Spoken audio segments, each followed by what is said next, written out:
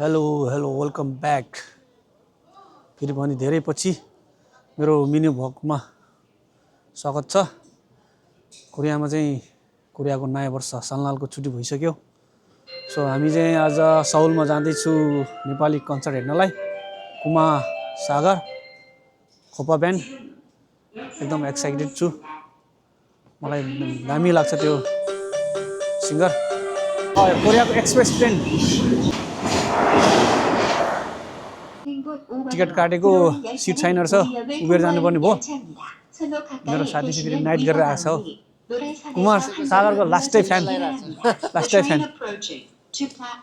C concert कस्तो हुन्छ हेरौँ।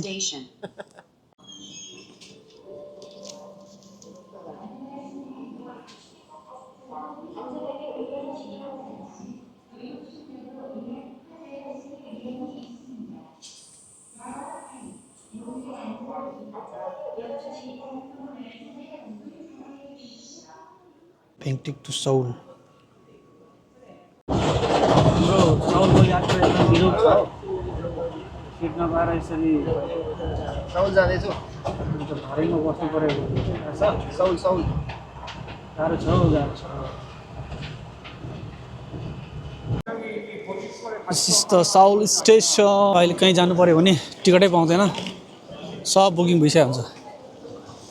गाह्रो छ, 3-4 दिन यताउता गर्नलाई गाह्रो छ। टिकट पाइन्न, उठेर जानुपर्छ। सो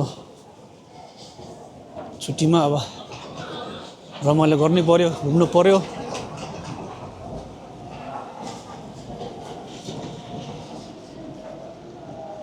यो साउल स्टेसनको आउटसाइड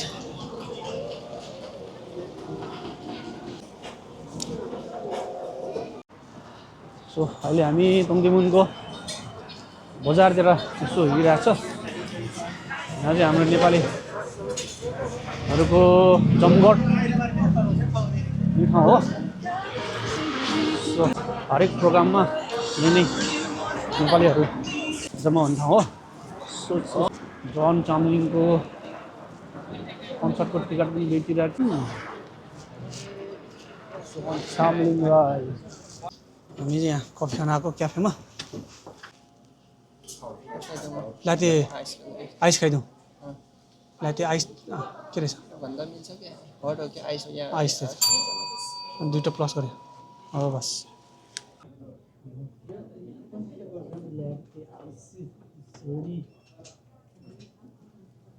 हिरो दुइटासँग भेट भयो अचानक कफी खाँदै। पहिला त भाइरल कुरा गर्नुपर्छ नि, ब्याट्री लेभल 80% अरे। अनि भाइरल कुरा गर्नुपर्छ अलिकति। कि त झगडा गर्नु पऱ्यो कि त रुनु पऱ्यो। रुइँदैन आज त। हिजो भ्यालेन्टाइनमा मलाई कोहीले पनि विस गरेन भन्ने एकचोटि रुइँदैन। मेरो भ्लग चाहिँ नेपालीमा भ्लग हानेको भ्युज गएन, म एक दिन इङ्ग्लिसमा हानिदिन्छु क्या। इङ्ग्लिस ल ऱ्याप एउटा हान्दै हुनु। अहिले अलिक पछि अहिले रक्सी खाएपछि भोलि ल राम्रोसँग हानेको भ्युज चाहिँ जान्दैन तपाईँ। त्यो त होइन जान्दै जान्दैन कि राम्रो हालेको त तिमीले भाइरल गर्नुपर्छ। रुइदियो भनेको के कसम भनेको छाडा बोल्नुपर्ने हो कि छाडा होइन, रुए पनि हुन्छ एकदम हुन्छ नि। ल एकचोटि रुइदिएन भ्यालेन्टाइन डेमा कसैले मलाई विस गरेन भनेर।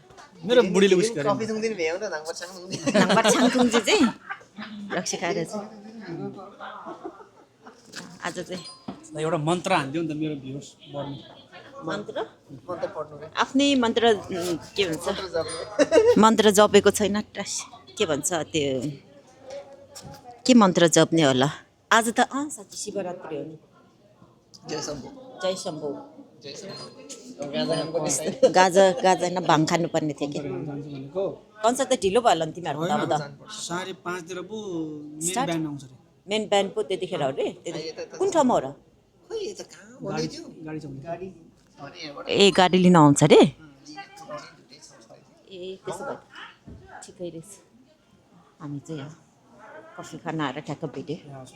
अरू केही छैन। हाम्रो यो मेरो सब्सक्राइब गरिदिनु यो दिदीहरूलाई रिक्वेस्ट गर्नु त। म त चिन्दिनँ भन्नुलाई।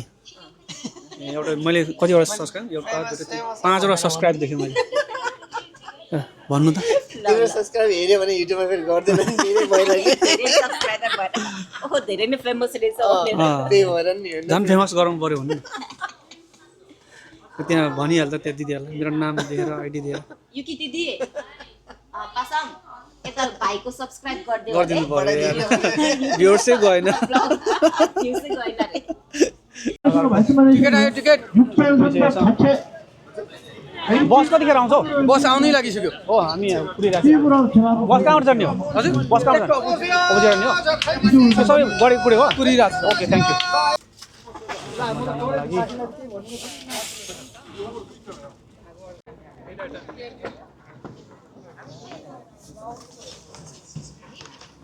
तिम्रो चाहिँ अनलाइनबाट काट्यो टिकट यहाँ लिँदैछु नामजाल लामा हजुर 64691535 हजुर नम्बर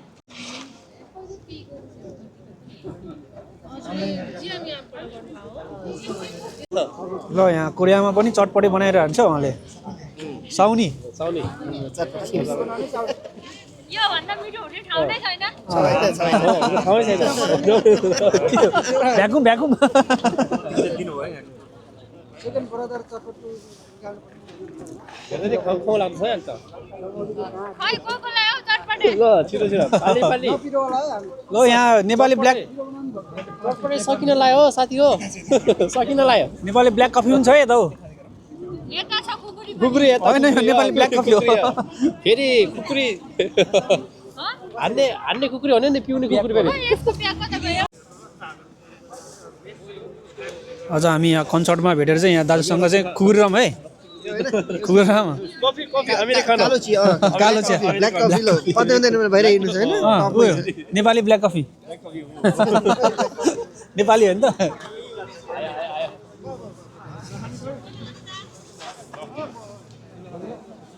हो थ्यांक यू सर धन्यवाद धन्यवाद ल धेरै पानी हालेर बजाउनु ल हेप्पी सन्दाल धन्यवाद ल धन्यवाद दाजु दाजुलाई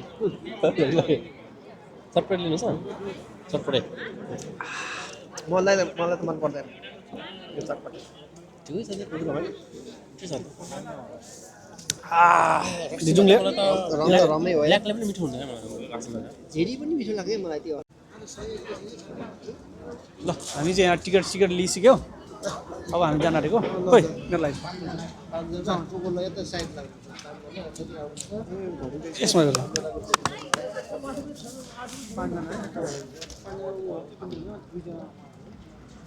धन्यवाद हामी पहिलो चरणको औपचारिक कार्यक्रममा जानेछौँ भने दोस्रो चरणमा हामी कुमा सागर साथुवाको बेस्ट ब्यान्ड कोपा सुनेन one more time make some noise that's right हजुर कोपा ब्यान्डलाई फेरि पनि हामी वेलकम गर्नेछौँ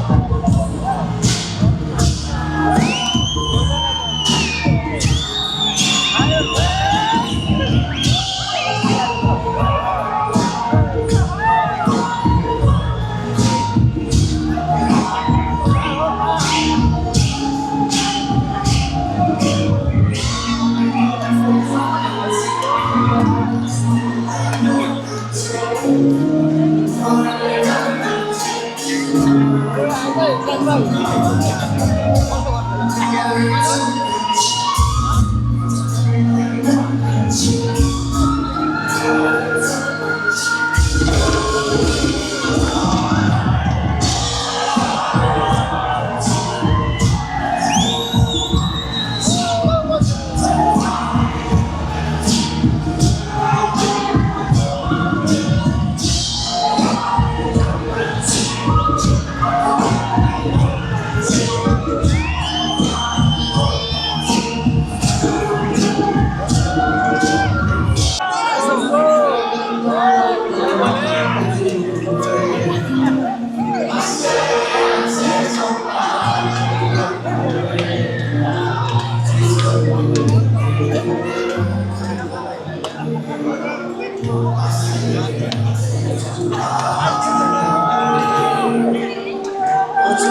you.